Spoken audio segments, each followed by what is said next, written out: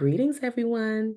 I wanted to tap in real quick to talk about that first step in the journey towards transformation. So, again, let's go ahead and review those steps. You got nurture, then heal, then next you have change, and then you have your liberation. And so, let's take another look at that nurturing part. So, one of the key things that I wanted to talk about is how nurturing can benefit your self awareness. It can deepen your self awareness, your level of self awareness, and it can allow you to learn more about yourself. Self care practices allow for a deeper introspection of the things that are important to you or the things that may be triggering for you. The more time that you spend with yourself doing such things as meditation or even a foot massage, you may begin to do a little bit deeper reflection of yourself and your body, right? Um, so one of the things that I personally discovered in doing more consistent self-care is, doing sometimes, not every night, but sometimes doing a foot massage, rubbing my feet with oil at night before going to bed. So just to let you guys know, I do have bunions, which is very vulnerable for me to say, right? On YouTube, but I have bunions. And so what I discovered in this process is that bunions, the presentation of bunions, can mean just being able to more freely express joy and that type of thing. So, okay, so what I really meant to say here was that my bunions are a representation of lack of joy in meeting the experiences of life. That's what I meant to say. So basically, what my bunions were telling me was that, girl, you got to have a little bit more joy in your life, okay? Let's get into this joy. And so, where did I find that? Where did I learn about that? In this book called Heal Your Body by Louise Hay. It's an awesome book. Y'all need to check this joint out. It will have you getting yourself all the way together from why you sneezing to why you cheesing. So it just got everything in this mug. So go ahead and check this out.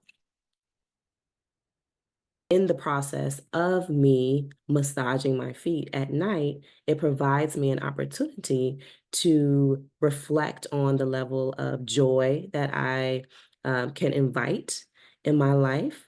And notice if there's been any changes in my feet through, my own self-care of my feet, right? So being more self-aware of maybe some changes that I'm making in my life and see how that's manifesting in my body. Nurturing yourself also requires a deeper understanding of your personal needs.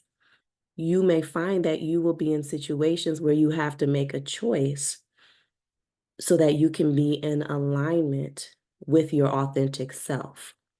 What could this mean? Well, this could look like you have it all planned out and you are going to, spend some time by yourself. However, your significant others that surprises you and says, hey, I got some tickets to a show, let's go. So you're in a position where you need to make a decision. You have already prioritized your self-care.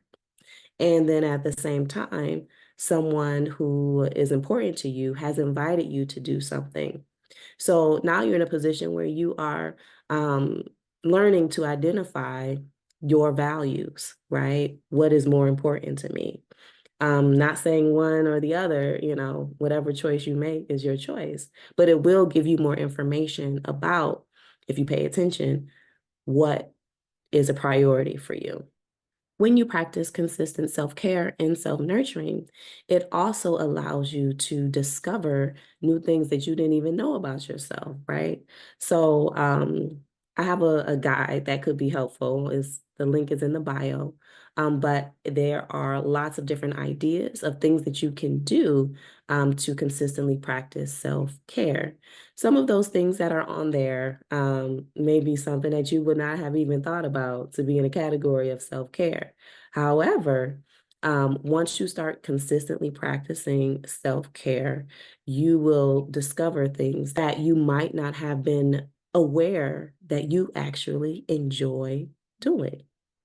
One of the things that I'll say that I discovered about myself, and by the way, I think there is like a misnomer that self-care has to be totally a, singular act. Like it just has to be just you out there doing a thing by yourself alone. And that is not the case. I'll give you an example. I recently discovered the trampoline park. Now, I know the trampoline park is not a new thing, but for me, it's the new thing. And so I went with my family, my husband and my kids, and I realized that that is a form of self-care for me. Like that felt really good. It was really fun. It was a workout.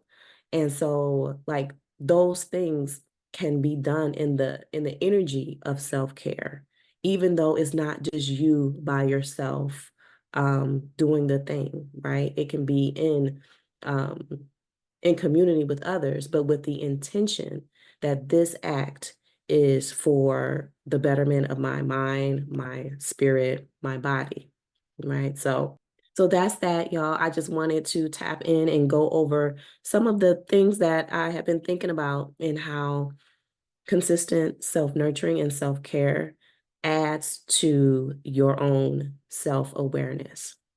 So I hope all is well with you tapping into the video, and I will see you again soon. Peace.